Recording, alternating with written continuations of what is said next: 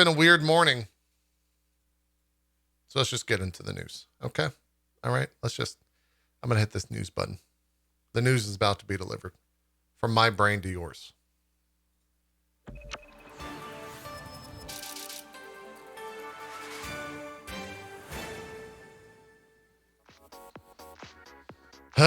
What a weird morning so far. We did a little bit of a pirate stream.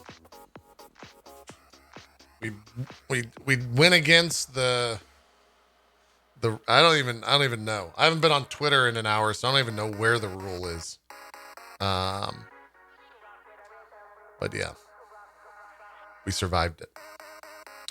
Allegedly. That's right. We allegedly did a pirate stream.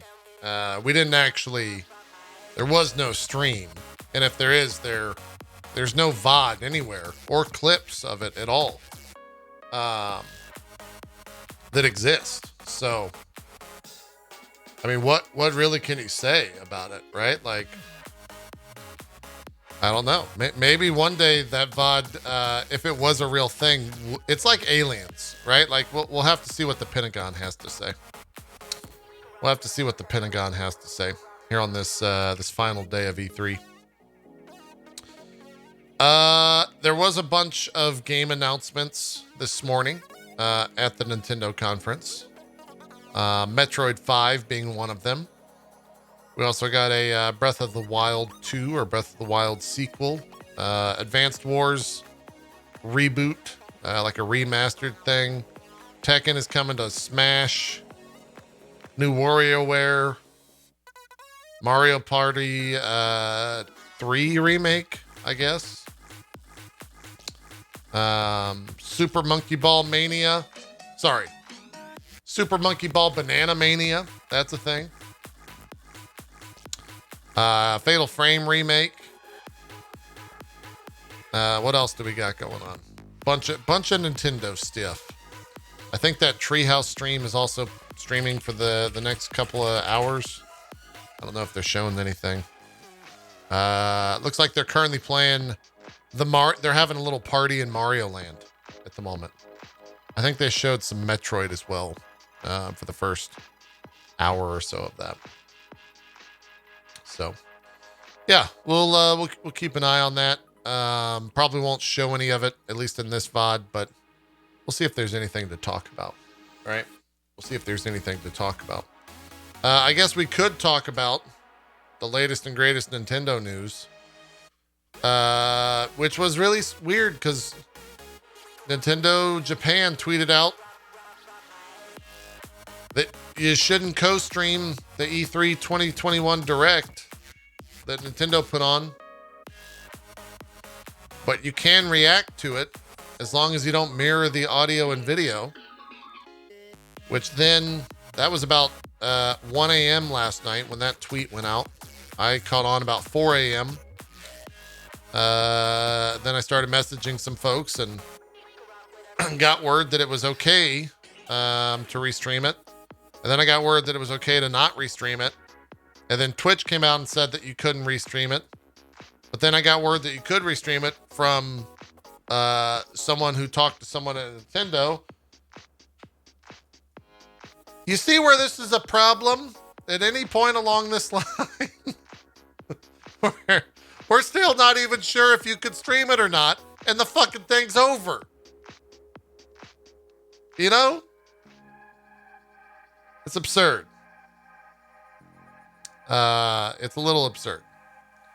One of my favorite things, however,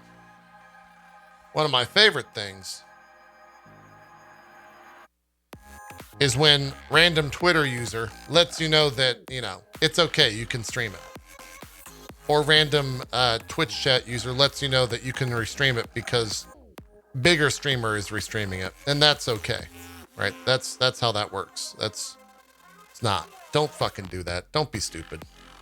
Don't be a one guy, okay? I put it into the Google Translate, and it says that it only applies to Japan. Trust me, my dad works at Nintendo.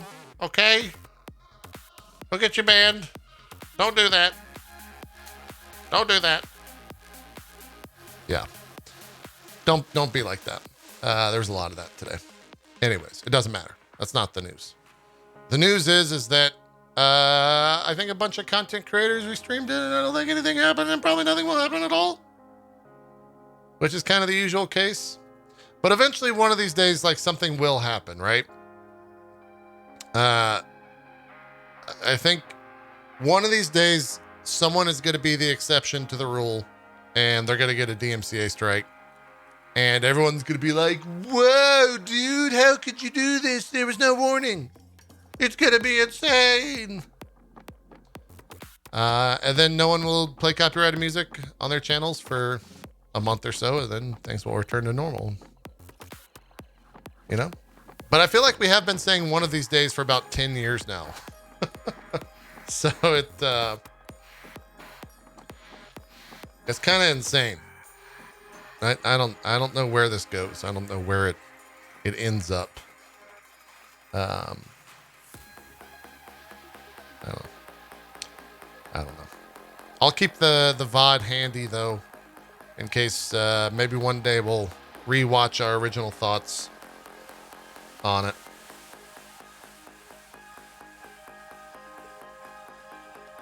And we'll see.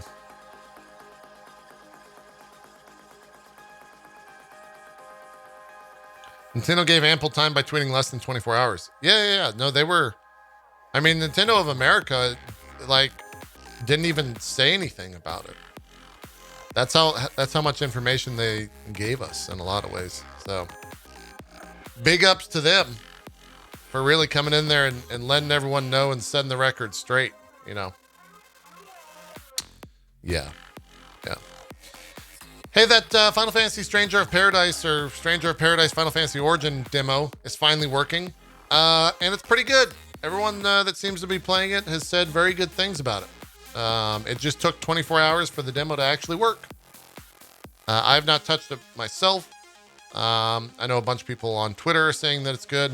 I think there's a handful of streamers that are playing it that have said it's pretty good. Turns out that the people that made Neo can also make a Final Fantasy Neo-esque Souls game. And it turns out it's pretty good. It's great. I bet you Square wishes that that was the news around the Stranger of Paradise demo, was not that it was fucking borked for 24 hours. It's that it came out and it was good and the dialogue's a little campy. But that's it, right? So we'll see. I don't know if we'll check it out on this stream. I'll probably just wait for the full game whenever that comes out, but yeah, I don't even know how long the demo is. I don't know anything about it. I've just heard that it's good. Here's a pro con from a random Reddit user. The pros are that the loot system is like Neo with stats and color coding. Enemies have burst counters. Combos, combat has combos like Neo. Skill tree, sword combat is fun. The cons are that this trial might be an alpha build. The colors seem very dark, and the contrast was turned down. The resolution is blurry, and the frame rate dips in some areas as it's loading in the assets as you progress. We'll probably get a bunch more betas. I feel like Neo 2 had a bunch of betas, right? And Neo did as well from Team Ninja. So good. That's good.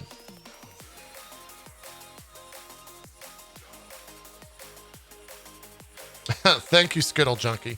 Yeah, this showed up yesterday. Thank you for that 5,000 cheer.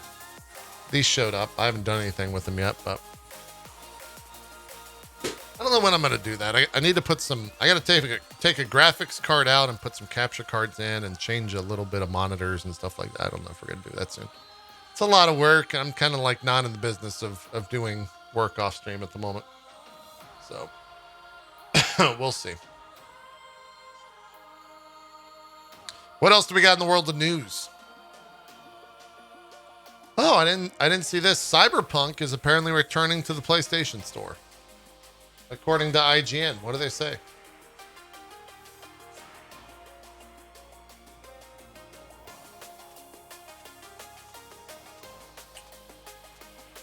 Hey, can now be found by searching the store for its name and appears with the tag just announced. Currently, if you don't already own the game, it can simply be wishlist or followed in the same way as a regular upcoming game. If you own the digital version of the game, it can be re-downloaded directly from the store, and the game is updated to its latest 1.22 version. We've contacted Sony and CD Projekt for comment, but they have not received back. I'm going to go out on a limb and say probably don't play Cyberpunk on a PlayStation. If you have a PC, I think that would probably be the best course of action. It looks like Sony PlayStation did respond to Axios thanks to a key chat alert. Quote, a Sony rep tells Axios that players should still expect to experience some issues with the game. The statements being, users will continue to experience performance issues with the PlayStation 4 while CD Projekt continues to improve stability across all platforms. Sony Interactive Entertainment recommends playing the title on PS4 Pro or PS5 for the best experience. And it will be relisted on the PSN store fully on June 21st, according to CDPR.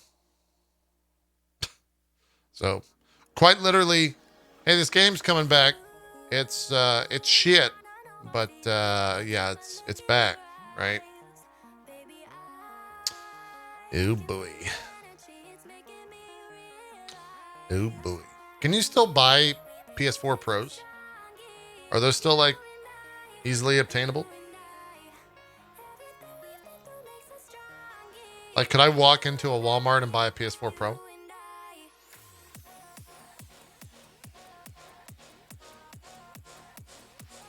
Chat saying yes. I've not tried, nor have I been at a Walmart in over a year.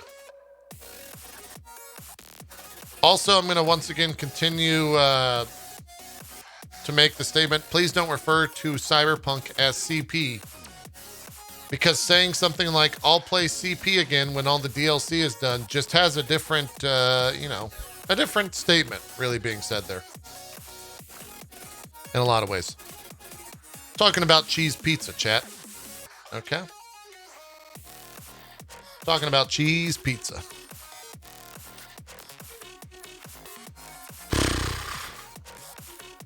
What else is there? Moving along. What else are we doing?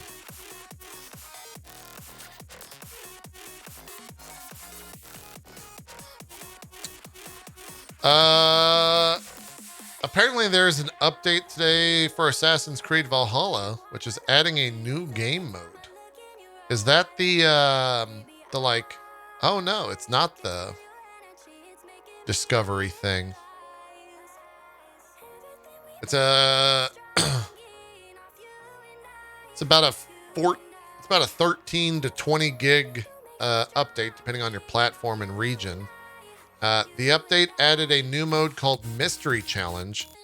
In it, players will be able to find shrines that contain trials. These give the player new missions that test their combat, range, and stealth.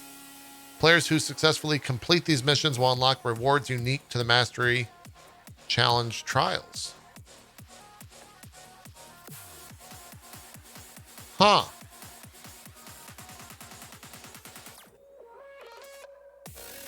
Was this known? Is there like a trailer for this?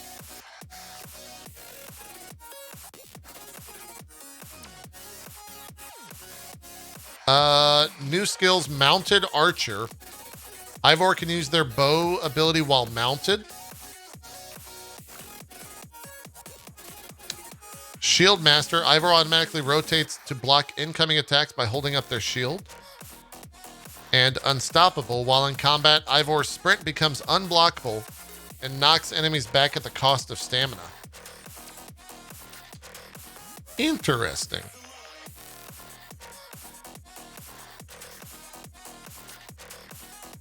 Huh. There's also the Trial of the Bear, Wolf, and Raven.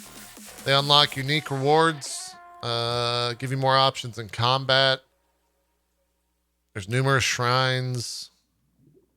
To access the challenges, you must be at least power level 221 and have completed the uninvited guest main quest. After reporting on... Hold on. I'm going to rely on Google to say this. How do you say this, Google? Pronunciation. Well, they're not... I don't... Okay. I'm taking a stab at it, chat. Are you ready? It's Grantbridgeshire and Leicestershire. Whatever that means. There's also a bunch of game improvements, balancing. Wow, this is a pretty big patch. Looks like they fixed a ton of shit. We got lighting issues, clipping issues, animation issues. Damn, they fixed a lot. It's a pretty big patch. Also improved performance. Cool. I wish there... That's weird. Did they say that was coming? This is for Assassin's Creed Valhalla. Bunch of updates today. In a new game mode. Yesterday at the incredible, amazing Capcom E3 2021 showcase that I'm very excited. I decided to take a nap through because they just showed so much at it. Resident Evil Village is getting an expansion. Shocker. Did they say anything about... Also, what actually happened in that that thing? Like, what was it, chat? Because I didn't even watch the video of it. I just know it existed and it happened. Like, how was it presented? Was it like someone walked on stage? Was it like a green screen situation or what? Was there any talking heads?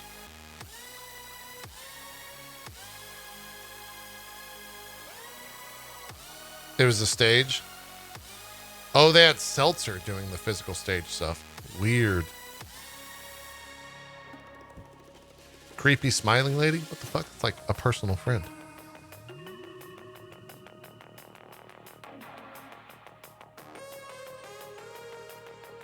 Okay.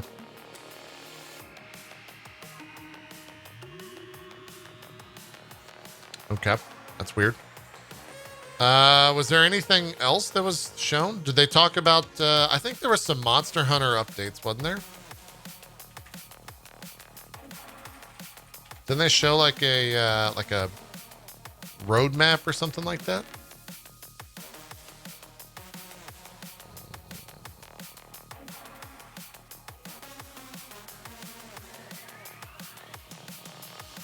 Is this it? Oh, we've got a trailer, chat. How exciting.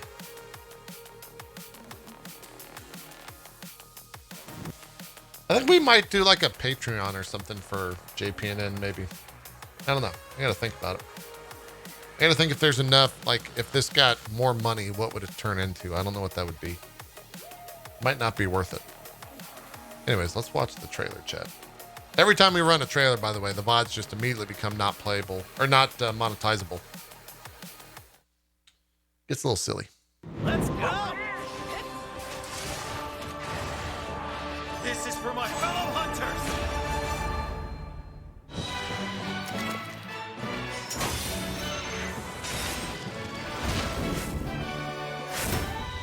Hold on. Hold on. Is it really a collaboration? If you're just working with yourself?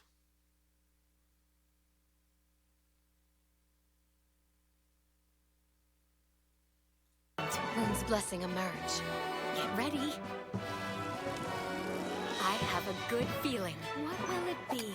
Moon's blessing emerge.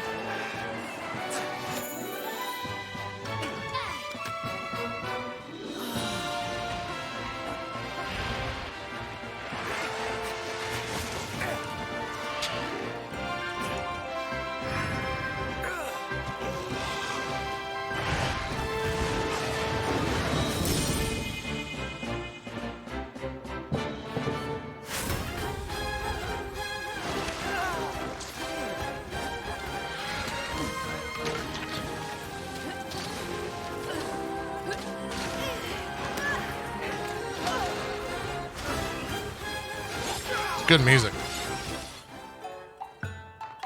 Wait, what?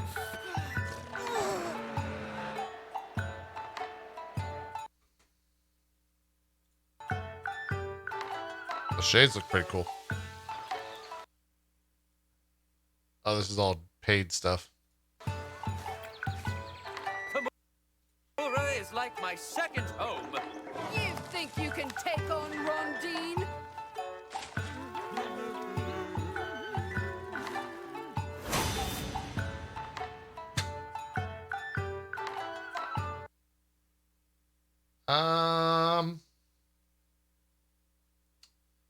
All right. That was a big nothing burger. They're out of Monster Hunter at E3. Great. Great. Was there anything else shown besides a not update to Monster Hunter and some DLC announcement? Was that literally it yesterday at the Capcom thing? Man, that was light. That was a doozy. They're currently showing some Monster Hunter Stories 2 on the Nintendo stream. That game looks kind of fun. Is anyone in chat super excited about it? I know a lot of people like the first one.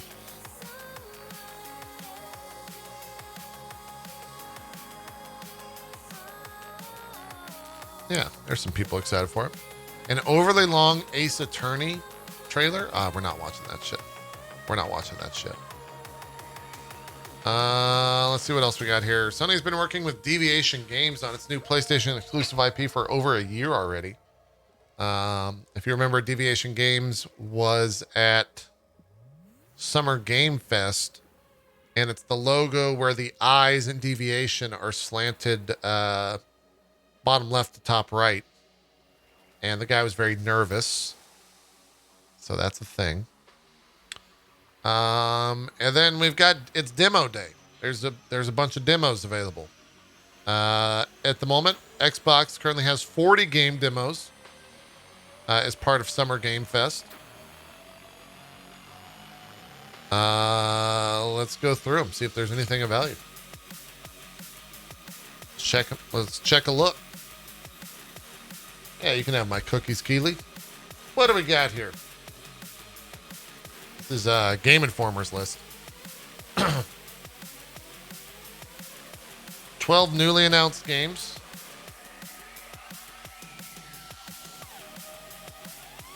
I don't recognize any of those.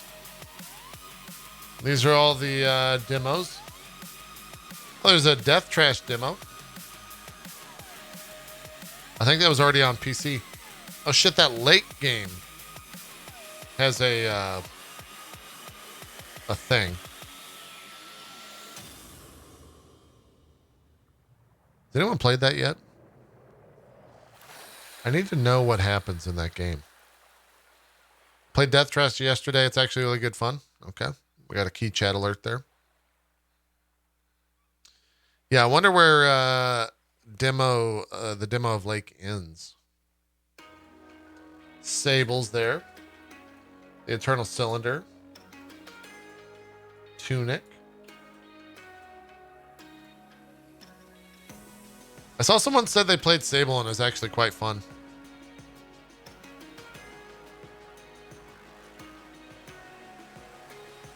Lawn Mowing Simulator? What? Oh yeah, that's actually a game. Yeah, if you want to do Lawn Mowing Simulator, by all means. By all means. What else do we got? We covered the Halo Infinite multiplayer overview yesterday. There's a VOD up for that. Guilty Gear reaches 300k units. We covered that as well. We talked about the Elden Ring stuff out of IGN. The Medium is coming to PS5. There's a Battlefield briefing entitled Welcome to 2042. I think that this was a stream. Maybe not. Was there a stream of this? Or is this... Oh, there is. 50 minutes!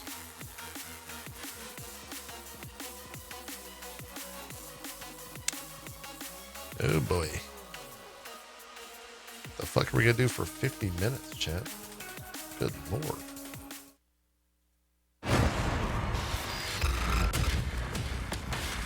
Now, to keep things as safe and responsible as possible, we are pre-taping this live stream so that we can spend as much time as we can talking with you and taking you behind the scenes. But please do say hello in the chat.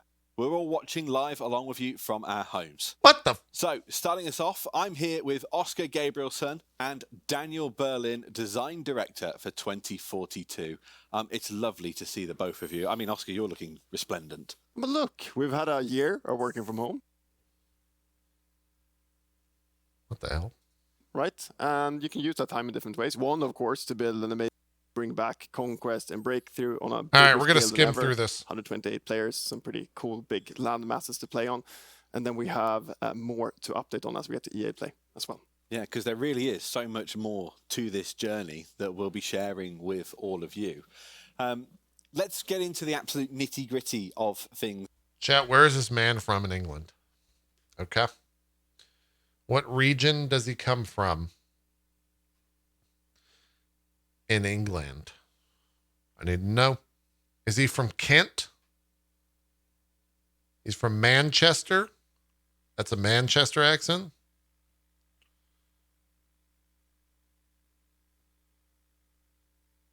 Hold on real quick. What the fuck is this?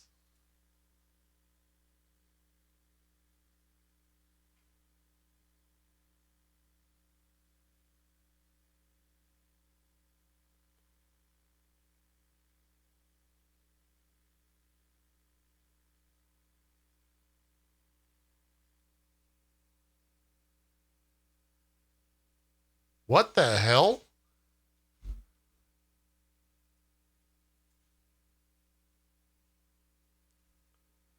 So I went to this answers.ea.com page to read this like giant briefing for Welcome to 2042. And for some reason, it logged me into an account that also tied to my email. And then I got 1, 2, 3, 4, 5. I got eight emails letting me know that that is my 8th anniversary badge on Answers HQ. The hell did I just do?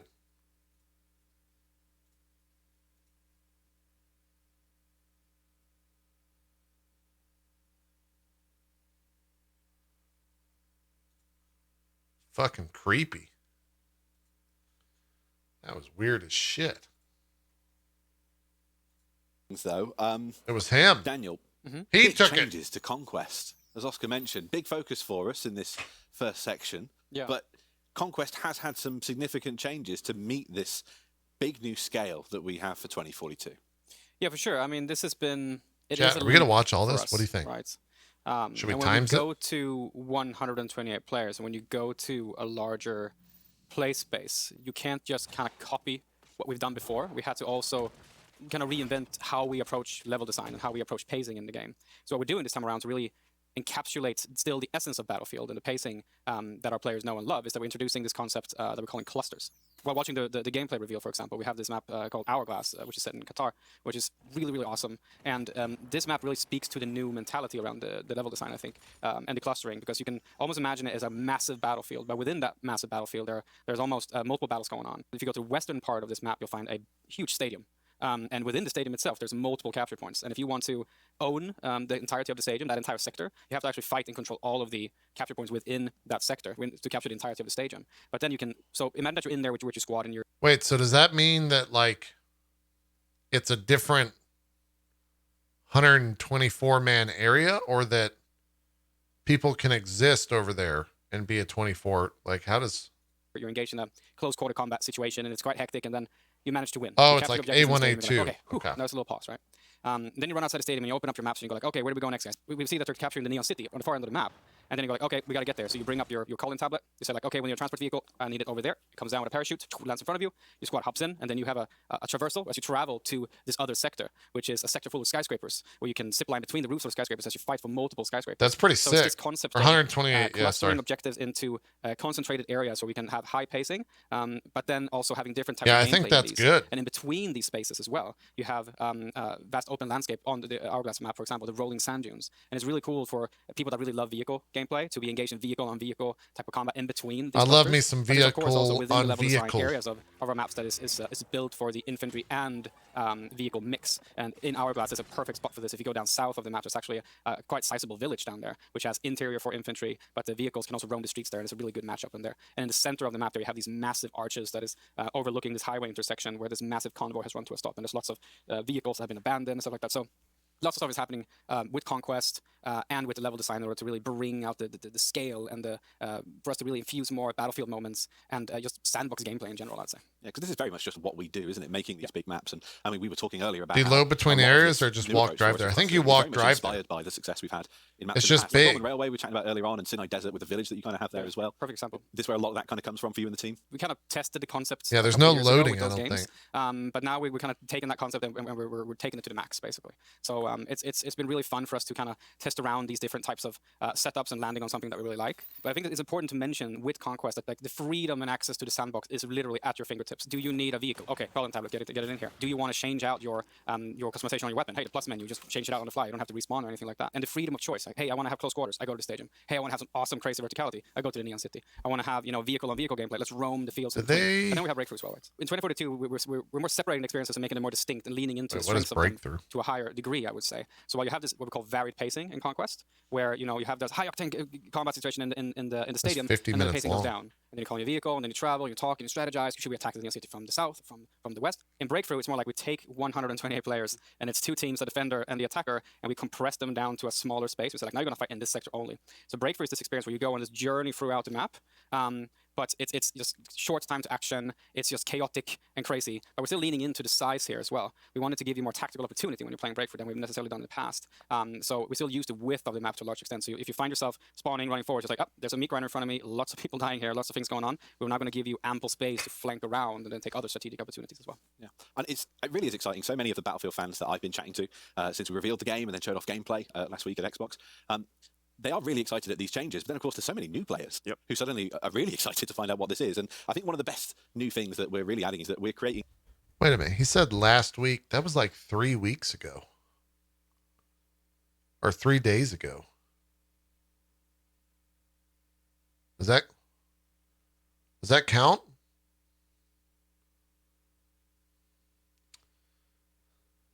Oh, it was recorded? Oh, okay. Today's Tuesday.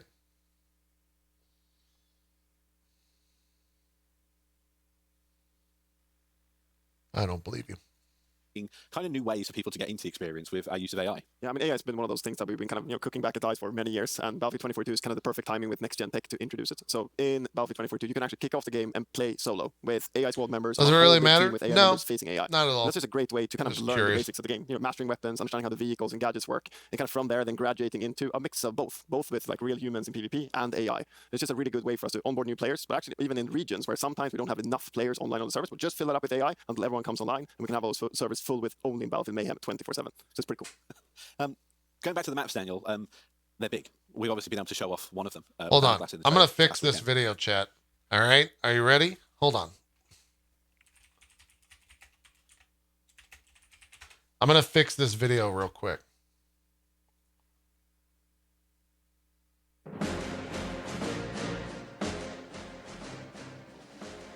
But just in general, like to help conceptualize it for people, just how big are they? So like when we give these past references to some of our older maps, which are quite big, now we're at 128 players, like how much of a scale increase have we gone for on some of our maps?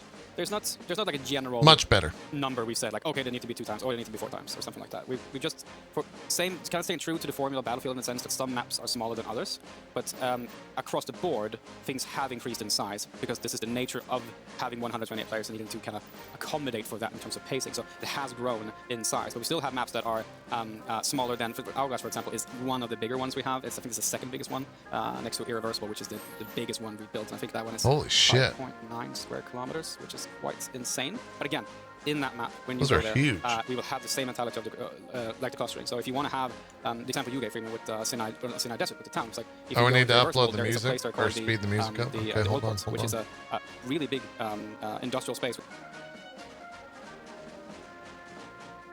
silos and also barracks for workers to live in different types of industrial buildings and stuff where you can still get that really high octane battle. And over to the side, there's also a big oil rig, which has a lot of close-quarter combat. So it's that concept of choosing where you want to fight in this massive battle, basically. And of those maps, obviously, we've mentioned two of them there, Hourglass and then Irreversible. But we're launching with 7 for our all-out warfare part of the game. Like, Oscar, which so far have you found to be the absolute coolest? I have to say Kaleidoscope. Again, I'm a big kind of Siege of Shanghai fan from BF4, but Kaleidoscope is kind of that, but on steroids. You know, with both the wingsuit that we're Yeah, introducing that in the game, map looks the graphics pretty. that McKay uses, and the zip lines. It's just some like awesome, you know, gameplay that emerges from all that when players are like flying. I'm gonna have to between build a skyscrapers, like PC by the beta, must be one of my chat. favorites. How about yourself? Yeah, that is. I mean, it's a. I gotta also get love urban this settings in in there. that sense. No, It I gives you gotta- that kind of almost like I gotta put this heat bad boy feeling in when you're there. running on the city streets Okay. and ducking behind cars. I'm just And showing. the best There's colours really in the no game, so reason it's for this work in prompt ways, just to so say it's like, also behind hey, line. I And need of to course, put this in multiple there. It's skyscrapers having, 3090, up you in a know. penthouse, all the skyscrapers and fighting Gotta another get squad it. that is in another penthouse and is ziplining in between. That's super Need cool. it in my PC. But yeah, I mean, my favorite, I like Hourglass a lot when we saw in the game. I just love the stadium and the neon city and the town to the south and the arches in the middle and the rolling thunders in between. I think that's just so cool. Because there's so Oh, much variety really, in there, and you Bitrot really Brew? choose how you want to play. Do you have a link? But yeah. No, that we'll have to say that one. I don't know, maybe. But Orbital is pretty nice. Orbital. Just waiting for the rocket launch. There's this like perfect space you can stand on and like to see the rocket launch. Hopefully no one shoots you when you're watching the thing because it's quite spectacular. Yeah. That's a favorite, right? That is definitely a favorite. I like that a lot. I like the big open space in front of the rockets, which is kind of like a space where you can move in between for a lot of vehicles to do, but the infantry can move to the There we sides go. around it and go from building to building to building. But it also has a really cool other aspect because you have the launch site over here, but on the other side of the hill in the mountain, you actually have a cryo facility. All right, chat. This is the content that newsmen look forward to.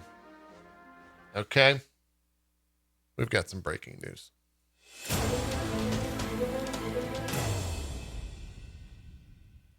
We'll go back to the battlefield footage here in just a second. TheVerge.com has leaked Windows 11 new UI, start menu, and more. What the fuck? That's hideous.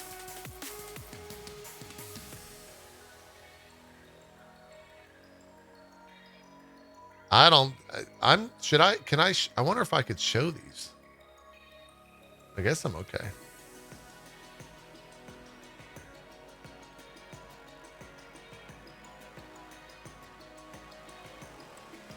All right, I'll read the headline here, the article.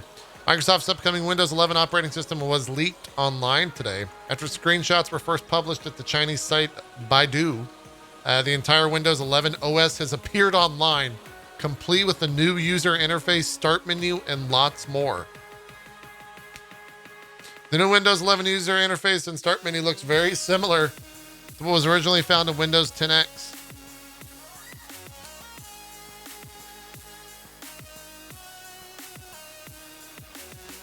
What the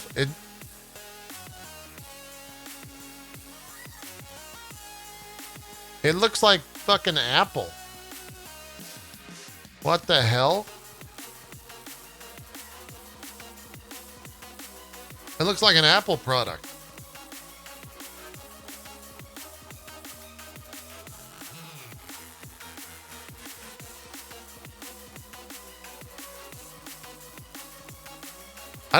This I'm actually a little bit afraid of showing. Like I was about to show it, but now I'm like, am I going to show this? I don't think I'm going to show it. I'm not going to show it. I'm not going to show it. I don't feel like getting DMCA'd or destroying a, yeah. If you want to take a look, you can do so over on The Verge. That I just put in chat. TheVerge.com. There's a Tom Warren tweet that shows that rounded corners, new startup sound. All of the icons are in the bottom center of the screen. It looks like there's not a proper start menu.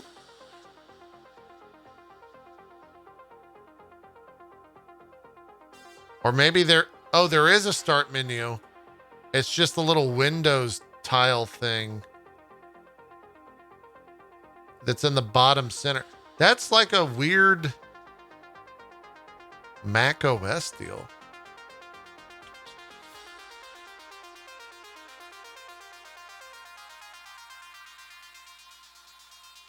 This is clearly a very early version of Windows 11. The widgets aren't fully loading in the OS, but they're designed to slide out and provide quick look access to news, weather, and other web content. This looks like this looks very tablety. Looks very tablety. It looks like it's been grabbed from a tablet, so they might be optimized for that form factor. Yeah, that's what I'm thinking. Unfortunately, there doesn't seem to be any big updates to the Windows Store yet. So this is an early leaked version. It's likely that whatever updates Microsoft is planning just aren't showing up yet. Yeah, it looks like that Windows 8 Surface nonsense. Apparently there's a new Windows 11 startup sound.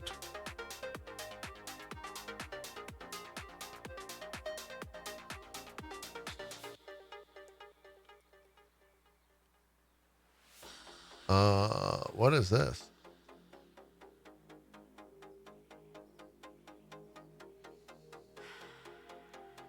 Microsoft is also improving the Xbox experience on Windows 11. The new Xbox app is now integrated into Windows 11, offering quick access to Xbox Game Pass games, the social parts of Xbox Network, and the Xbox Store. The Xbox Game Bar and Windows Game Mode all remain the same as Windows 10 in this early leak build.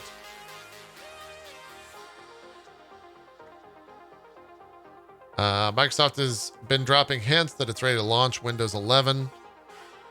Software Giant is holding a special Windows event to reveal its next OS on June 24th. Well, that's right.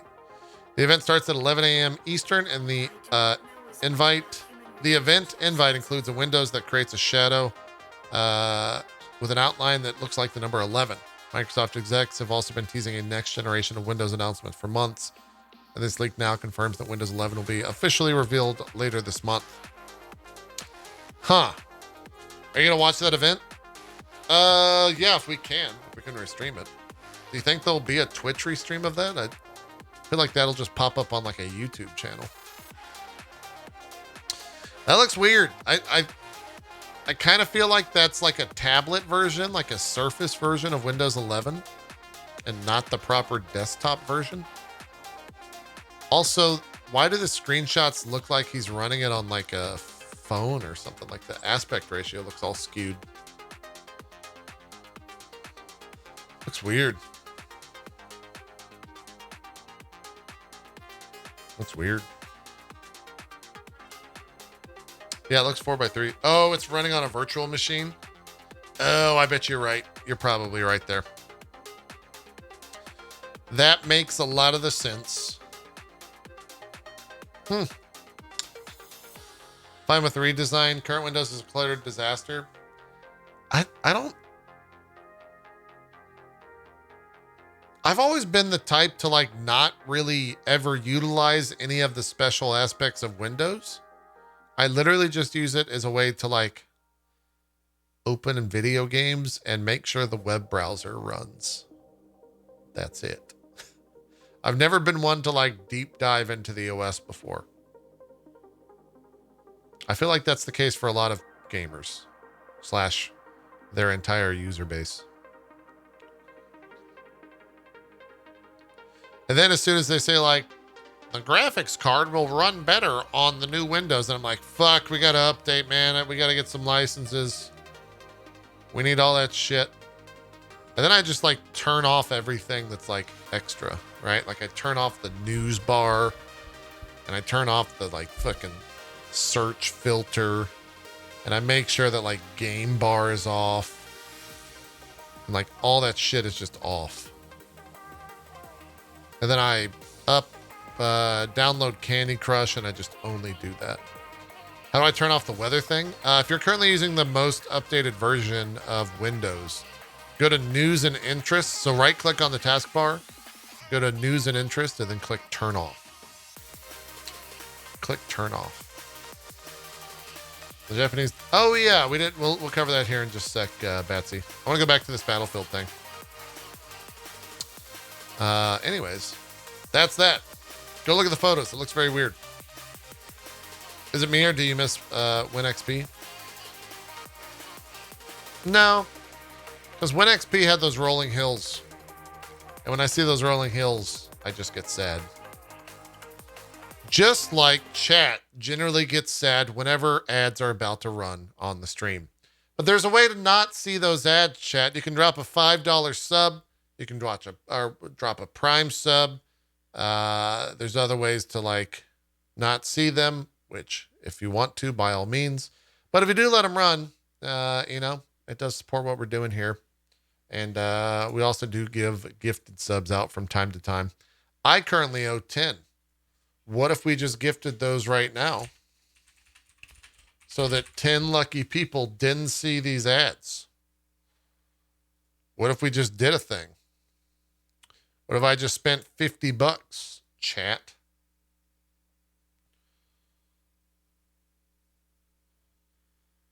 I did it. I did it, chat. I'm crazy. You never know what's going to happen, okay? You never know what's going to happen on this channel. Absolutely crazy. Anyways, 3 minutes of ads coming up right now. Let's go back to Battlefield.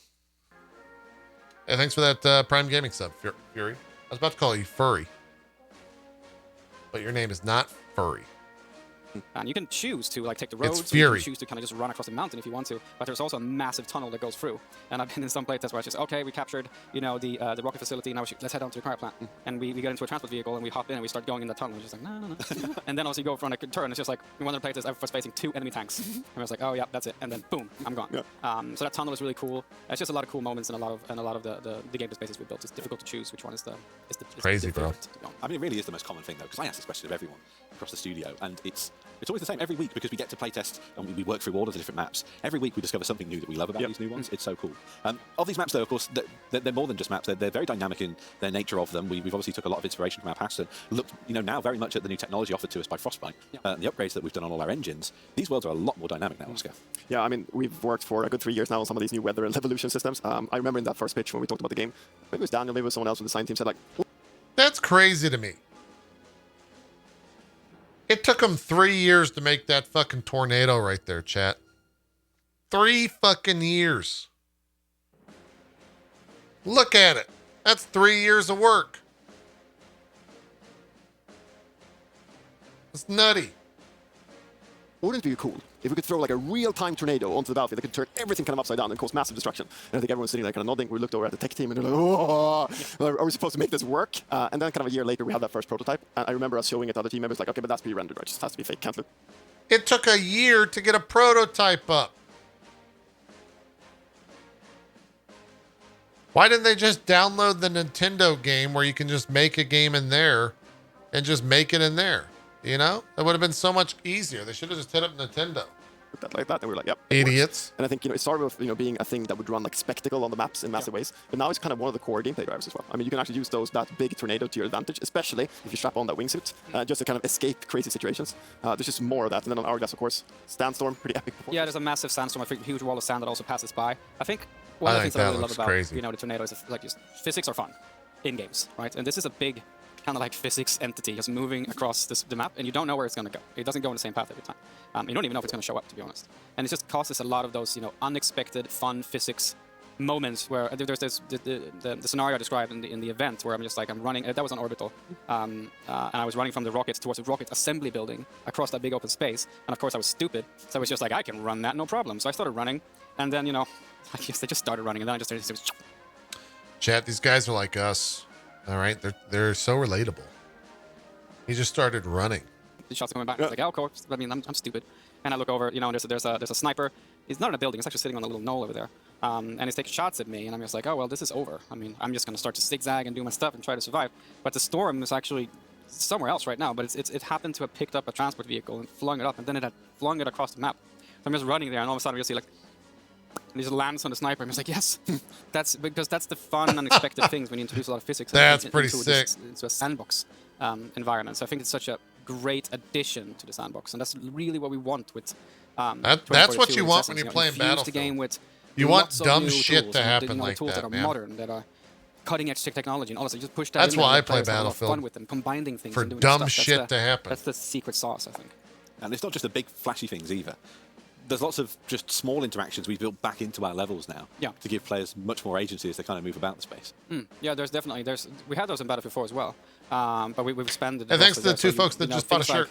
Hey, I'm holding this this checkpoint, and I see that we're playing Breakthrough, for example, and I see there's tanks coming at us. It's like, oh, I'm going to raise the bollards. So they would have to have a teammate actually leave the tank, or have someone else come in and lower them for you to be able to pass through and actually get to the capture point. And I mean, we mentioned all the zip lines. There are different types of gates and doors that you can lock down. There's bridges that you can raise, that you can lower on Kaleidoscope, for example. So we really leaned into. What the fuck is a kaleidoscope?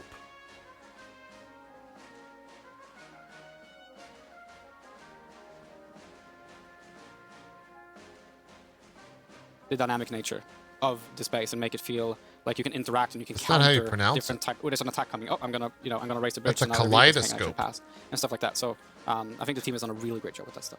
Yeah, that's the world then that 2042. I'm upset at his takes place in. pronunciation, But chat. if that's the world that we're playing with, what about the things that we're actually playing with in those worlds? So weapons, gadgets, vehicles, we've made some pretty big changes for 2042. The biggest of which that people have been chatting about is specialists and how that's kind of integrating with what So I'm we've curious done, what they're going to say in terms here. of roles in the past. So Daniel, how are the specialists fitting into this world?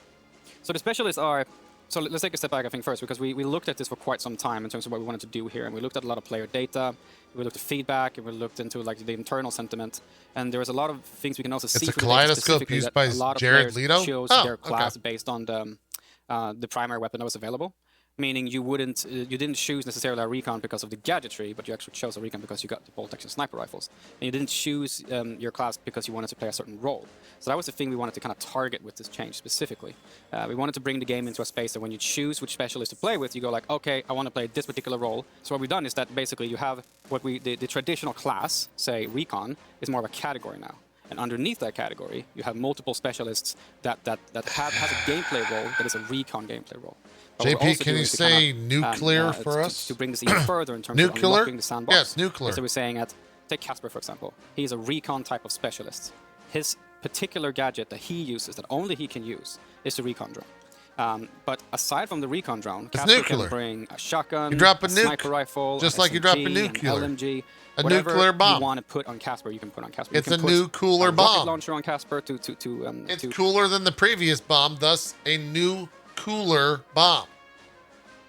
This is easy, chat. This is easy peasy. to couple with the recon drone. You can put as a throwable. You can equip him with C4. So we get away from that space Aluminium? as well, where Yeah. you kind of seen in previous That's games easy too. where on certain maps that were vehicle heavy, you just saw pretty much one. So what's class a being newer played, bomb the one called? that can counter vehicles. But now you choose your gameplay role. A and then we nuclear have bomb. A whole array of open gadgetry that you can just freely choose from. So we see a better diversity in terms of gameplay styles across all our maps when we're playing the game. Okay, we took This is really going to trigger you. One of my favorite things to do, and this is a little bit of a Texas thing from what I've gathered, but my wife loves to, because I do this shit all the time where I mispronounce things just to like piss her off, which is what I'm currently doing to you guys. That thing that you write with as a kid that's made of wax is called a crown. Chat, in case you didn't know. It's a crown.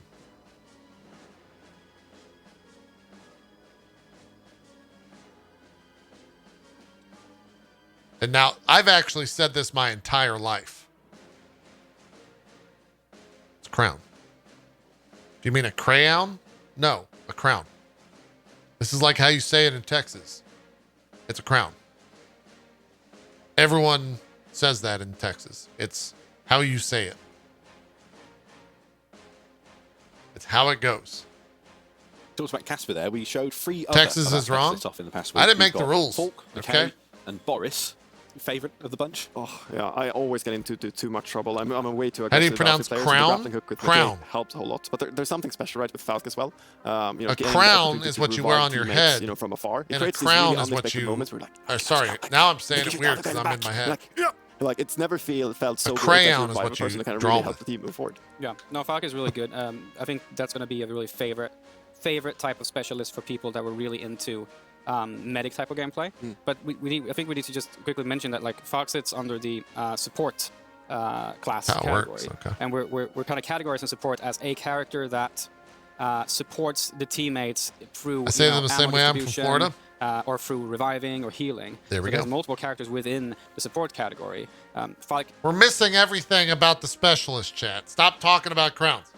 specifically has the pistol turret, like Oscar mentioned. So she can heal you at a distance, but she can also revive you at a distance.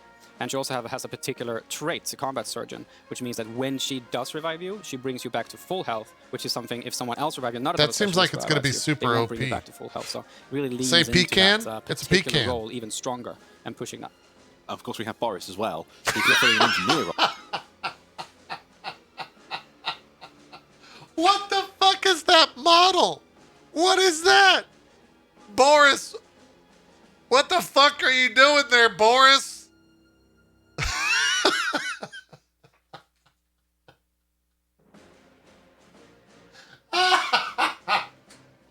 What the hell, Boris? What is...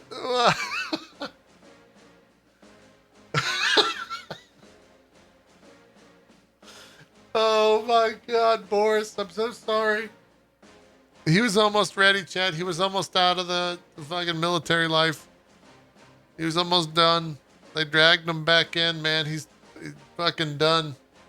He's done. Role for us. First time we've had that engineer role back in quite some time. Yeah, for sure. So Boris is a really cool guy. He has the sentry system as his particular gadget, and this is a sentry. Oh, fuck that shit. I don't. Fuck Boris, dude. Sentry turret, this shit is gonna trigger me so goddamn much. System that Boris can place down, and it will acquire targets and support you with supportive fire. But the key is that the trait that Boris has means that he needs to be close to the sentry for it to be able to actually be. Okay. I do like that change. That's As not a effective bad as it one. can be, and it's also quite of a squishy gadget in that sense. Because it's a perfect thing for someone like Casper, for example, who sits at a distance with his recon drone, because the recon drone can also fire darts of EMP. So he can actually fly over with his recon drone and shoot darts at the turret and take it out instantly, because it's weak against EMP, it's also weak against explosions. So there's always that rock, paper, scissors counter gameplay taken into consideration when we're building all these things. That's our specialists, and plenty more specialists to show Okay. you guys All right. before we get to launch too. But let's talk about the weapons. I mean, we've got a great selection of weapons already in the game, but there's a very significant gameplay change that we kind of lightly touched on earlier on. People would have seen it for the first time during our gameplay reveal this past weekend. The plus menu. Yeah. This is huge. It is. It's one of those things where, It's a big deal, particularly this Chad. thing, I'd say, it was one of those things that, like, from a It's a big conceptual deal. state, when it was on paper and just did, conceptual mock-ups of it, it was just like, ooh, this is pretty sweet. And then once it actually went into the game, so sometimes certain features you have to iterate on them, to get to a place where it's like, that's where it goes. But this one was just there. And we've also done external feedback on it, and we've done internal feedback on it, and the general output is like, it feels like this is something that has always been here, and it should have always been here. It doesn't. So it feels like something that we should have done a long time ago, almost. But in general, it means that, like, you're running around and you find yourself in a situation you didn't expect yourself to find yourself in, which is Battlefield in a nutshell. I ran around a corner and she was like, oh, okay, now I'm in this space, and then that's not what I spawned with. So how do I counter that? Do I respawn? It's like, no.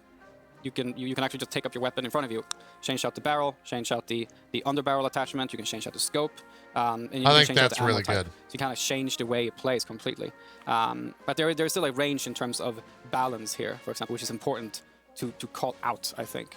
And that's like, you can't have a SMG and turn it into a sniper rifle. An SMG still sits within its category of usage, but it can deviate slightly to either side, pissed. right? So I'm pissed. The plus system is not going to be removing the need for weapon archetypes. We just make each weapon archetype somewhat more I will put wide in its usage in that sense. my fucking sniper scope on a shotgun Watch me. Okay? I will put it on a goddamn shotgun if I want to. That's how it goes. That's how it goes. Yeah, I'd say that there's a red thread that goes through the whole game. And kind of then we decided this early on in the game vision, right? There's notion like adaptability for players. Given like everything that's happening on the battlefield, we need to give the players, the optimal amount of choices in real time. So plus menus are an example of that. The call-in systems. That man is Italian in disguise, not Swedish. Look at those hand motions. This guy? Or the other guy? You can kind of drop in vehicles like, kind of at any time, but also that choice with the specialists, giving them the option to use any primary weapon or open gadget they wish. Yeah. And like just unlock loads of sandbox moments. Like in past Battlefield games, you were kind of stuck, to be honest. And this the guy only way looks to kind like of the main change your character gear from was actually Valhalla. more or less to redeploy. Yeah. And now you're taking these kind of real-time decisions. It's just creating a whole bunch of new mayhem, right? So it's a lot of fun. And one of the best ways to take out a sniper. Oh, if you what? don't have This a car guy being is flung by- 1,000% Swedish. Are you kidding me? The only Italian in that guy is the pasta from last night. That's it. There's nothing else in him. That's Italian. That's a good thing, but that doesn't happen every time. It's like if you see, this happens now in the playtest, by the way. So if there's a sniper laying on a hill somewhere, and there's a certain range with which you can call in the vehicles, you can't come in far, but if you're within a certain range, you can actually call in a tank that lands on them. So it's a good way to take out that sniper. Just he doesn't even know, and he's just laying there proning and sniping. All of a sudden, I called in a tank that just lands on his head and kills him. That's pretty. I think if there was anywhere else in the world that I would live, apart from America, probably be Sweden. Fantastic internet. Everyone's just generally hot in a weird way. I don't understand. Everyone's very good at video games. The food's probably like okay, right? Like maybe the food's probably the only thing that sucks. Is the food. How's the food in Sweden? Is it shit? Food's expensive? I mean, you're talking to someone that DoorDashes 3 times a day. Oh, wait, it's IKEA.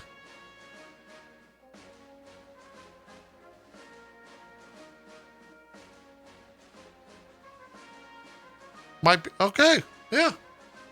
We might hang out in Sweden, maybe. Pretty fun. Ask them what their tax rate is. I'm already taxed to shit. It doesn't really matter. There's so many gadgets as well to play around with. I mean, Oscar, you mentioned there, we now have... By the way, make sure to go around to your favorite streamers today and let them know that taxes are due today. They'll really enjoy that. They will be a huge fan of you reminding them to pay their taxes. We have open gadgets, but of course we've also got our class gadgets as well. Like, they really do amp up the sandbox nature of the gameplay. No, so each specialist has its the gadget that is connected to them specifically, and then we have the bucket of open gadgetry. And the open gadgetry bucket is very varied and diverse, and it means that you can stick with a specialist and still be eligible in every situation you find yourself in, because you can always I'm going to be in this part of the map where there's a lot of vehicles. I can decide. Don't forget your taxes. To Thank you, equip, Dark Arrows. some gadgetry that is good for fighting vehicles, Also, even if Mr. I'm playing with, Calix. say, Falk, that where my primary role is healing. I can still be a healer in a combat situation that involves vehicles and still be viable. And that's something that is new for Battlefield, and it's something that I think we needed. And the vehicles too, we've I mean, not only have we just brought back some favourites, the Little Bird's back. Yes, please. We love to see it. Yes. But we've also took a really good Do we? look Hold at on. the way in which Let's stay on that. Are we really excited about the Little Bird being back? Some fucking piece of shit.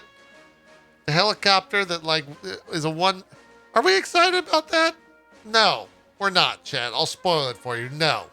Go fuck yourself if you fly one of those. You fucking asshole. Put your goddamn joystick away. You're not allowed in the games. Okay? approach vehicles, because I think for some vehicles are a means to an end. You get in them, you fly from one point to another. We tried to focus more on what it is that all people are doing in a vehicle when you're actually using them. Yeah, there was a notion in the beginning of the project. Who was that that streamer that was only... This was back in like 2014, 2015. I think it might have been for Battlefield 5, maybe, who only was in helicopters and would go like 100 and 0. I remember he had like 10,000 plus viewers. What the fuck was his name? Winbix. It was Win something or other.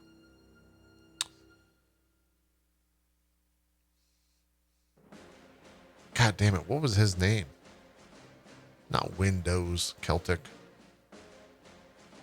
Was it Winpont? No. Windex? Winbix? No, I don't. Widgety Bear. It was Widgety Bear. That's who it was. Widgety Bear. Fuck that guy. That guy was a complete piece of shit. You know what he did, Chet? He just nonstop flew around in a fucking helicopter on stream, and it was like, oh my god, he's got 100. He's so fucking good. It's fucking video game. Meanwhile, I'm having a stroke because this prick has just landed on top of me. Piece of shit. Where we said we want vehicles to be platforms for team play. So we want them to be enablers of great team play, and they've been so in the past, I think, but we just kind of touched upon it. So we're taking it further now with 2042, and that means that there's different seats in a vehicle have significantly more roles available. You can have a particular seat in a tank, for example. I just feel like you slightly sped up. So you did friend drugs who's in this the morning. spotter seat, his or her job is to actually just spot. And there's of course, it's kind of a given with cutting edge technology in modern hardware. 360-degree turn turrets for gunner. I've missed it. It's wonderful that it's back, and it's really cool. And there's many other ones. There's like anti-air seats. There's of course the driver seats and the gunner seats and different types of gunner seats, grenade launchers, rocket launchers. There's even one vehicle that can deploy mines on the go. So it's perfect if someone is pursuing you and... What?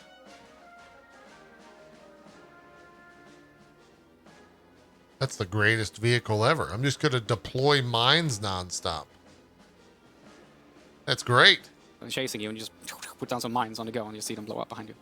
Yeah, maybe. I mean, we given the big Frostbite upgrade, we got a new physics, sub-engine as part of that. So I think that the level of skill that's now in the vehicles, just kind of driving the transport vehicles, or controlling the tanks, it's really cool. It's a level of kind of physicality we haven't had in our previous games, and a level of control that's completely new. It just feels better to maneuver and better to drive, and it's more fun to take them off some take off some sweet jumps, as you say.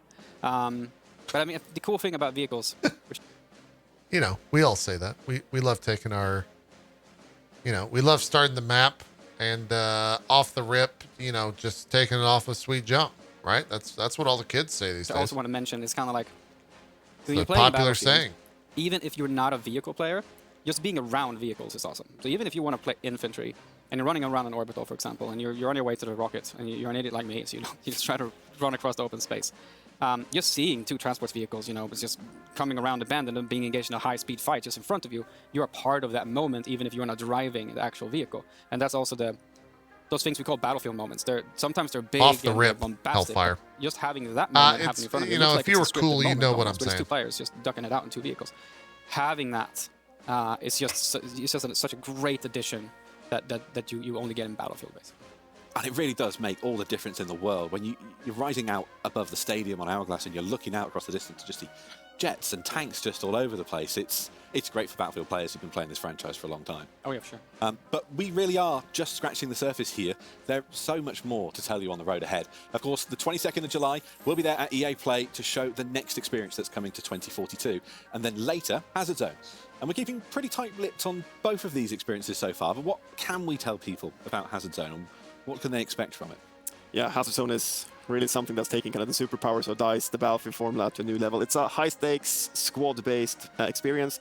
It's not your Battle Royale that you might be expecting. It's something new and a bit more contemporary, I'd say. I'd say so. But I think it is important to call out that this is not a Battle Royale mode.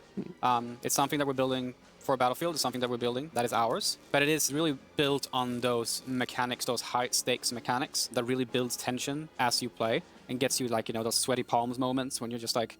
But it's also then, combined with squad play. I mean, we are a squad-based team play shooter, and I'd say there's no other space within 2042 where the choices you make in terms of what I choose to bring and what my friends choose to bring, what specialist is my friend playing, what weapon is my friend playing, what gadgetry is my friend playing. Now, that might actually be pretty fucking awesome if, like, you're locked in to that specific class and you have to coordinate with the rest of your squad. Like, I'd be very much into that idea. And if you have to have that other shit to, like, actually be successful, that's pretty exciting. However, I will say you are going to have friends. And I know a lot of you don't have friends, Chad. Oh, Elden Ring. You know what I'm saying? I don't know why. I just wanted to hit that button. That has such an incredibly high importance. Because I don't have in friends. Hazard Zone when you're playing this game. So really, really tight squad play. don't have Really, friends. really tight communication is important, and then built around those that tension builder, high stakes type of gameplay. So super excited to talk about this as we when we're allowed to talk about it in a bit soon. Another part of this experience, which again, And thanks to the person who just bought a shirt. Talk a little bit about is live service. So we definitely are happy to talk to people about what our approach is so far. So what are we saying so far? So most importantly, we want to make sure that we take the best of the learning. Did they just say live service?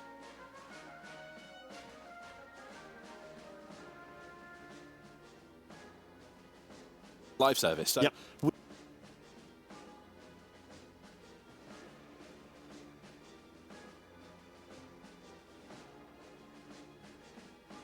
another part of this experience, which again we've started to talk a little bit about, is live service. So we definitely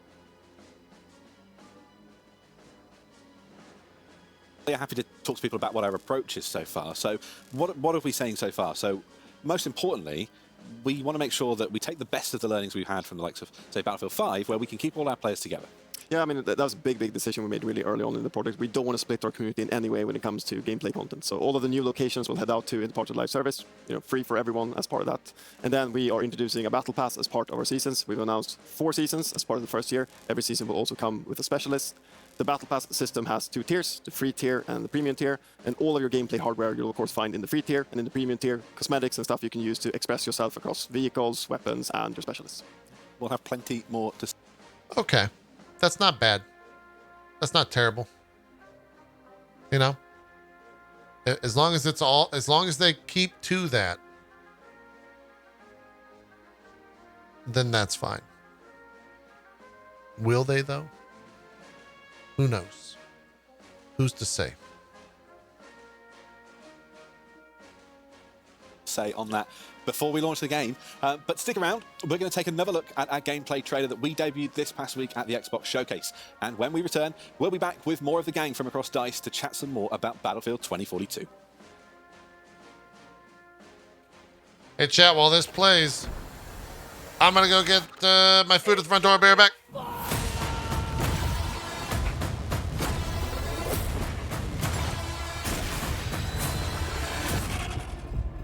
Attention all squads. The Russian troops are falling back. Do whatever you can to secure the sectors.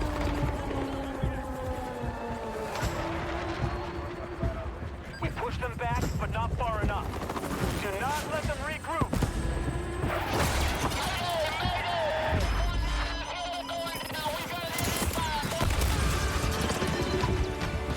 Hostile close!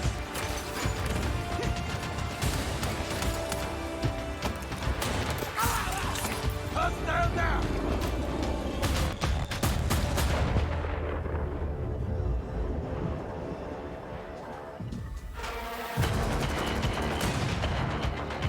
All right.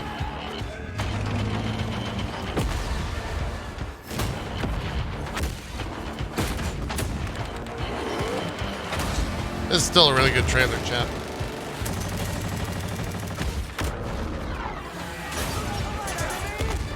Under fire! Stop! Watch out!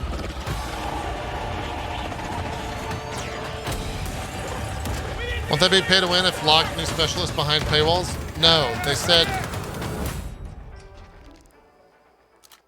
They specifically said that there's 4 battle passes a year, and there's 2 types of battle pass: a normal one, which is free, and a premium one, which is cosmetic only.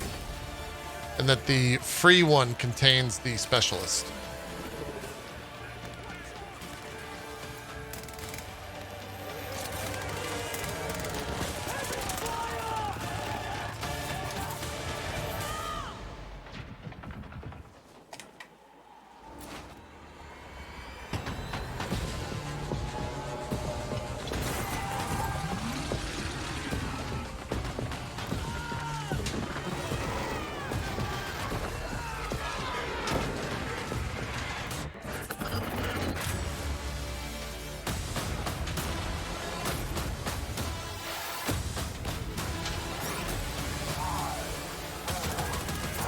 There's going to be a dev in the next part of the dev talk. Marie is a badass. She fought and beat cancer whilst working on Battlefield 2042.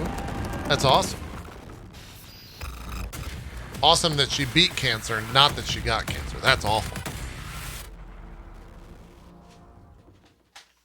I don't think I'm ever going to get bored of watching that trailer. But welcome back, folks.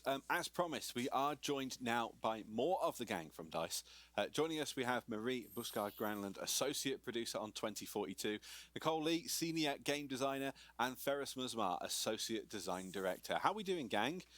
You realise this is the largest collection of DICE employees that has happened now in, what, close to a year and a half? Yeah, it's been north of a year, right? I think we met yesterday. Oh, it was a thrilling experience. Humans in the real flesh that can build video games even. It's pretty rad. Yeah. Did you have it on your game dev bingo card that you go back to making video games in your bedroom? That's kind of crazy. Was that something that you expected on your career path? That's something No. that we dreamed about, maybe. But yeah, it's been a challenging experience, but at the same time, it showed like a lot of positives of how the team connected to each other and that sort of stuff. And it's really nice to be together again, actually. Like Yeah. seeing more of these guys' heads. It's kind of interesting. Actual heads. Yeah. 3D. Rendered in real God, time. that's gotta be weird. Yeah, it's good. High definition. Yeah, 4K and all of that. We obviously just got to take another look at that incredible gameplay trailer that we showed off this weekend. Your favourite parts of this, because there's so much cool stuff happening in there. A lot of Is which this in? is I work wonder that where you this guys was helped filmed. to Probably in shape up. Sweden But- at DICE, but right? Marie, like when you're watching that trailer back this weekend, like what was the big thing that got you smiling, just seeing it happen there on the big screen? I think just seeing it all come together as a game, really like that you can experience. Filmed in their for studio, real. yeah. I think the last couple of months we have been working on this game so tirelessly, and just seeing it now just come together to the experience that we kind of envisioned from the beginning is just so thrilling. Nicole, did you have a favourite part looking back on it? It's really when you're seeing all those vehicles in action at last, because previously whenever you're looking at one of these kinds of trailers, you just go, okay, there's a bunch of infantry, there's some scattered vehicle action, and this time you have them out there in strength, and then you're seeing all that crazy action going on from high altitudes all the way to the ground fighting. Is just intense, and that's what I feel Battlefield really is. Ferris, your favourite part? For me, it was the tornado, actually, because I remember when it was first pitched, we saw it on the presentations. I was like, I'm not sure we'll be able to build this. But then when we actually see it in software, and now we're able to talk about it and show it to people, it's very exciting. And it really is exciting as well, because like we had your story from earlier on, Dan, about how it changed the gameplay experience. But I mean, we all play our play tests, really. It's been pretty regularly, good so and far. It is crazy just how many different stories we each kind of have about, these big kind of events that happen on the maps. Like Oscar, you've certainly enjoyed your time wingsuiting around in that thing. Yeah, I mean, for some reason, I start every single morning the same way. So get up early, download the latest build. I then take my kids to school and daycare, and then I sit down and I enjoy a breakthrough round with AI. And there's always like a good 5-10 minutes of just wingsuiting for no apparent reason. More than that, wingsuiting. I bet you that's is gonna be pretty fun, rad. man. Love it. Let's get back into some more of the details then that we were chatting about just before we watched that trailer.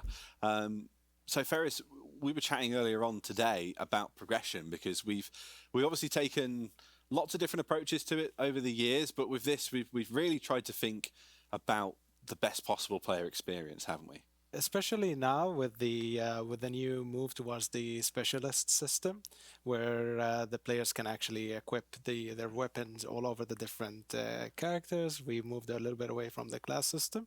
This allowed That us is a good to point. I wonder actually if you have more can grappling streamlined hook progression, onto a where the player wingsuit can, guy. progress all of their characters technically at the same time, because they're unlocking hardware that they can use on all of them, and they're unlocking vehicles that they can use for all of their specialists. So this helped us a lot, looking at a way to streamline it, make it more engaging for the players. Because that really is like the best part of the experience really now. Because when we rank up, previously you've, as a player, targeted that one thing. I'm going to sit on assault or sit on an assault rifle class and try and work towards that next unlock. But now you find you're unlocking new equipment that it's making you change the way you think about some of the specialists you maybe haven't played already. You're making you think, but if I use this now with this specialist, this changes the experience up quite a lot, doesn't it? Yeah, it's easier to make the jump. Like we mentioned earlier, we've seen in data from previous games that when when people have maxed out a particular class and they it's time to maybe jump to another class to play something, they go like, yeah, but I don't want to use this weapon type, so I'm just not going to.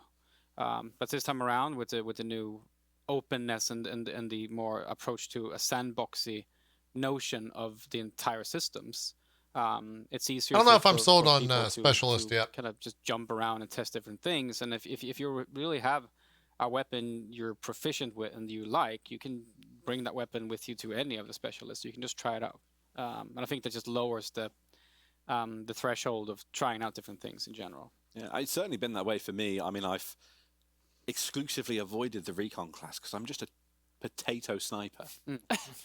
But yet, historically, we've had so many cool gadgets and functions available in that kind of class and role.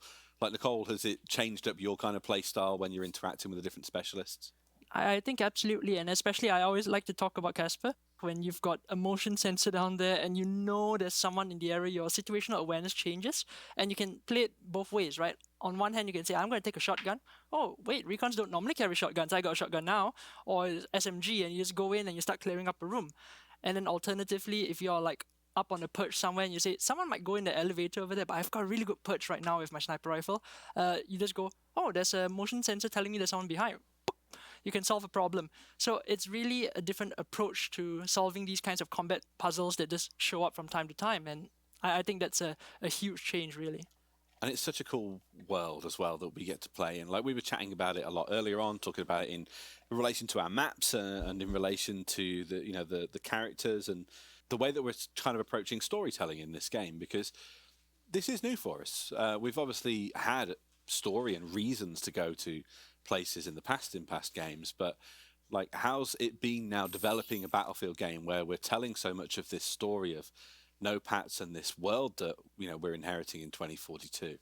As designers and producers, like, is it changing your approach to the content that you guys make? I think because this time around we also are trying to enrich the because we don't have a single player campaign in 2042. I'm not sure. Alpha Centauri. Using the lore of the world via the specialists and via the surrounding elements that you have in the world, and we're going to take that even further during the live service. So it made us approach growing the lore of the universe in a very different way that is embedded in the gameplay. You're naturally exposed to the lore of the world as you're playing the game.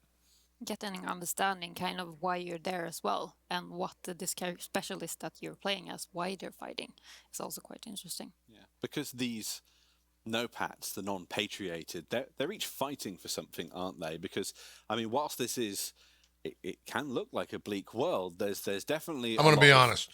Optimism in. I'm not going to give zero fucks. Yeah, I mean, early on in the concept, about the story of these hope, guys, and the notion of purpose, and a notion that's really filled with change. And I think we gotten the chance now to talk about some of the backstory to this game, but that's just really the tip of the iceberg. Just kudos to everyone in the narrative team, back home. There's just so much work that's gone down into the notepads, to the locations. And as we kind of jump into a live service now, there's a lot of secrets we haven't talked about so far, behind all this world. So we're looking forward to taking our players on a journey to explore more about what's actually led up to 2042 and what's next. Yeah. It is really exciting, this story, by the way. You'll hear lots more about it from us before we go on to launch the game. When you're looking back then at 2042 and all the work we've done, this has a release date, right, of October? I mean, well, it's crazy to think that this last week really has been the first time players are learning about it. We've been living with this secret now for quite a while. Like, now that we've reached this kind of checkpoint for us as a team, when you're looking back, like, what's the big thing that you're so proud of and so excited for players to be able to get to play?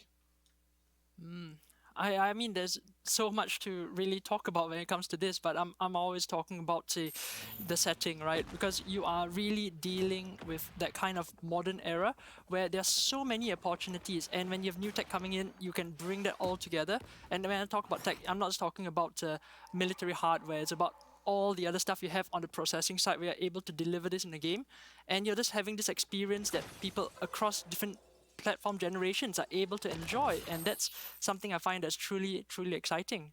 And then empowered with the new tech as well, like we were able to build maps on a bigger scale than before, that we were able to add all this you guys remember physics cards to them. That is quite interesting. And then combined with all the elements you mentioned and the hardware we brought in, like Whatever the happened to sandbox has those? expanded in a very, very interesting ways for us that maybe we didn't even foresee it to go to these lengths when we first started, actually. Because it's amazing, like, because Daniel, you and the team obviously worked so hard to try and map out the experience we're going to build. But it's quite incredible, really, that the instant we start, Well, they more got big. potential Oh, opens okay. up for us, and Yeah. we really must have evolved so much since that original concept when we sat down those years ago. Oh yeah. No, it's evolved quite some. But I think that's also the nature of Battlefield, right? We always have kind of like a notion of like, okay, these are the tools that we're going to give you, but we know from experience that every single game we release, there's combinations that we haven't really thought of. There's things that people are going to do that we haven't really thought of, and like sometimes it takes some extreme cases, but most of the time it's actually just part of that sandbox fun that makes Battlefield.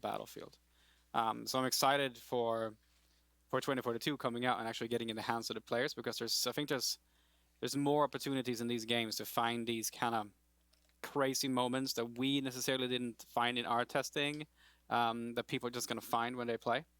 So I'm looking forward to that, see what everyone can come up with, basically.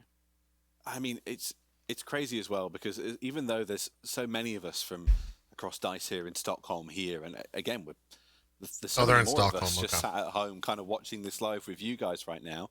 But it isn't just DICE that's helping to work and shape this new era of Battlefield. Of course, we've got so many more teams, including DICE LA, who've got some really exciting stuff to show us at EA Play, Oscar. Yeah, I mean, first you mentioned now we have folks in Stockholm, in Gothenburg, in Guildford, in LA, and folks across all over the world, actually across Electronic Arts, helping. Wait, what else building is EA Battlefield working on? 2042.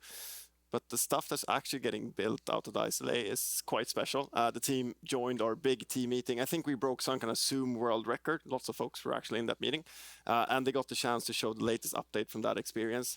I think our chat kind of exploded. Yeah. The team's super pumped, and we're just looking forward to July 22nd at EA Play Live, when we get the chance to show the world what the DICE LA team have been working on. So quite special, I'd say.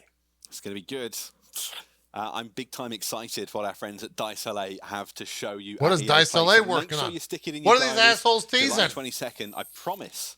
If you're watching this, you don't want to miss it. So, Marie, Nicole, Ferris, the boss man, Dan, it's been great seeing you and chatting to you today, and of course, taking everyone a bit behind the scenes on all the work that's being done on 2042. We really do have so much more to show you. So subscribe, bang on the notifications, and from me and the gang working across 2042, stay safe, stay healthy, and we'll see you next time. Bye-bye. Oh, that's an interesting way to say that.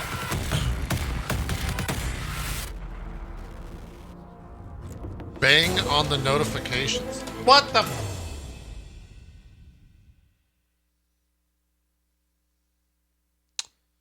I've eaten food. That's the breaking news, chat. That's the breaking news. Breaking news. I've had some food. All right. I had a little bit of food. Incredible. I've eaten. Unbelievable. Also, you got to bang on the notifications, chat.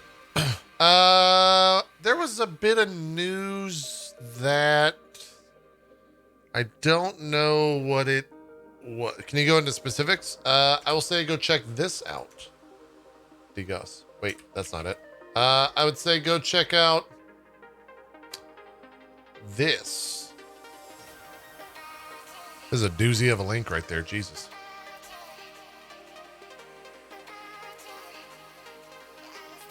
Whew. All right, let's see if there's anything else.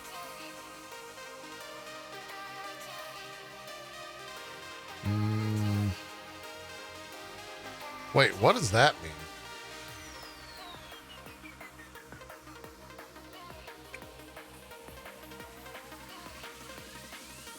So that Guardians of the Galaxy that's going to the Switch is called the cloud version.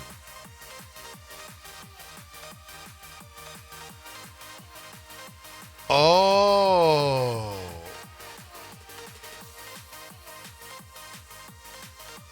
It's going to be streamed through Wi-Fi. That's how it looked so good.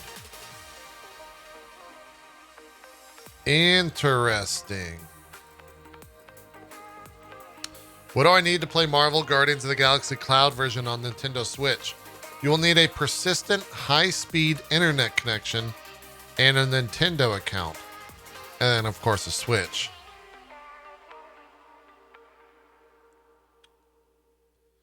Is a Nintendo Switch Online membership required? No, it is not.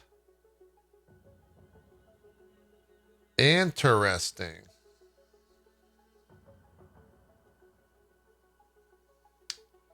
Interesting. That's weird.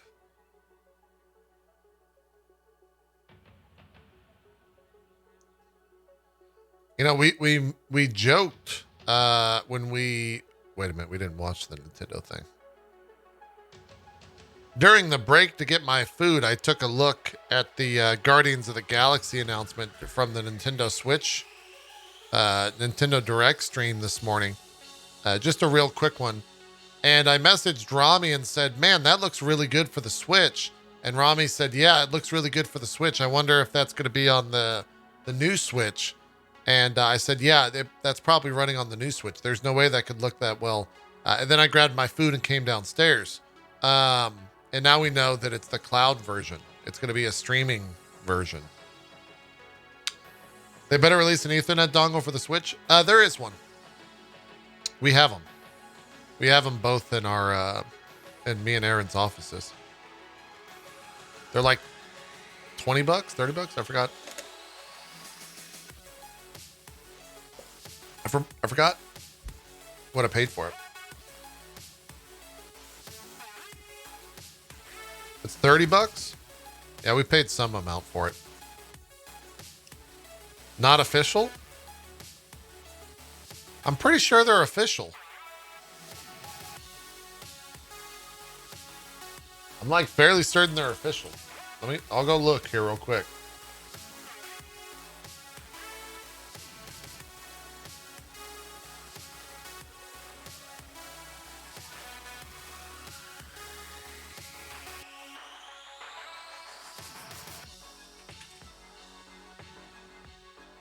Yeah, and then, oh shit, this is from Hori. I thought this, oh, but it is officially licensed by Nintendo. But it's not made by Nintendo, it's made by Hori. Yeah, it runs through USB.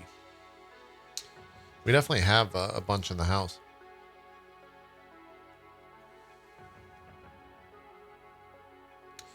Yeah, it's for when it's docked. Yeah. There's a Dead by Daylight official Resident Evil trailer. I thought we already saw that. I think we did.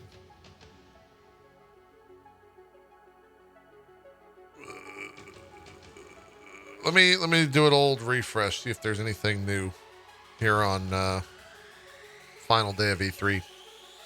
Oh yeah, chat was talking about this earlier. Wait, this has Korn in it. I don't want to play the LX2 trailer because apparently Korn is there. Everyone's favorite band of the past, 20 years. It's Korn. Does the trailer look good?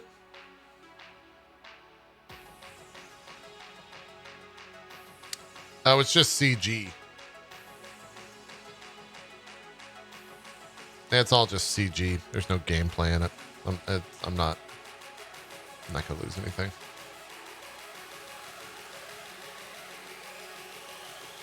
Nothing of value.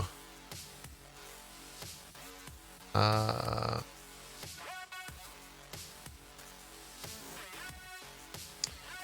interesting. Wait, what is this?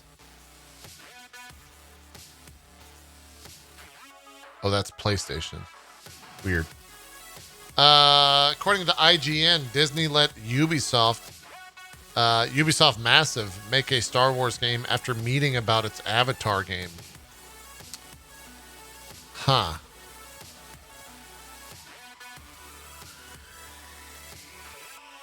How do we not know anything about that game?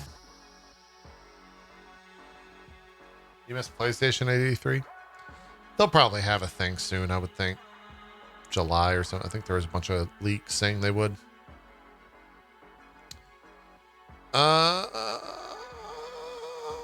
I think that's it.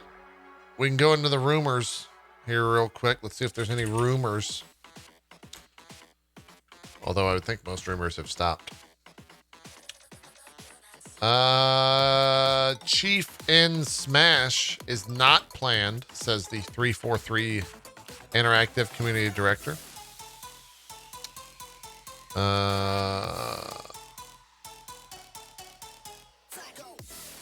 Who is this?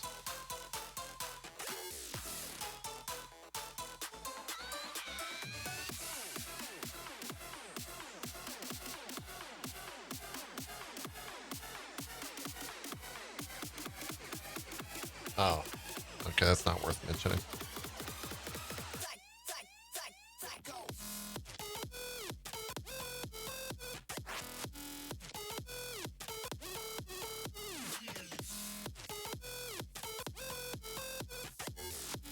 Huh.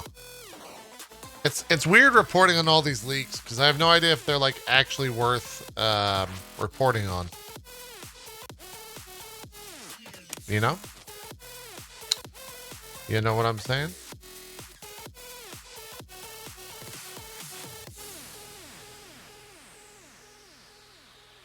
What big rumors were up that didn't end up materializing?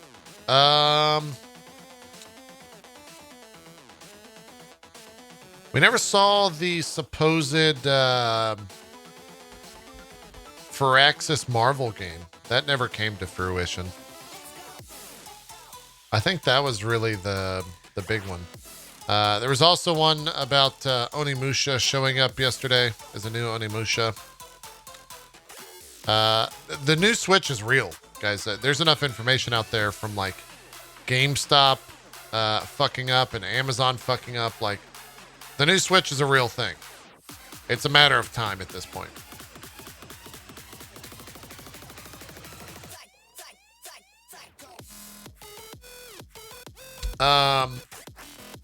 Copium.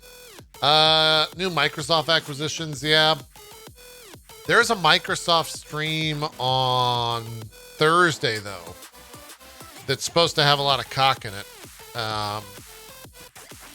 So there might be maybe an announcement there. It's going to be more talky. So we'll see. Do we know the specs of the new Switch? No. The big rumor is that it's going to utilize DSLR, though. Or, not DSLR. DLSS? Yeah, that's the one. And be able to output at 4K.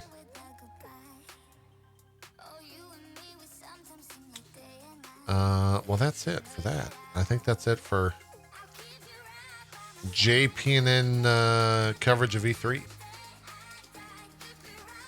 Now that E3 is done, what's your plan? We'll talk about that when I finish recording. Yeah, DLSS is the upscaling technology that NVIDIA uses, and I think the Switch Pro is rumored to use the new Tegra chip or something like that.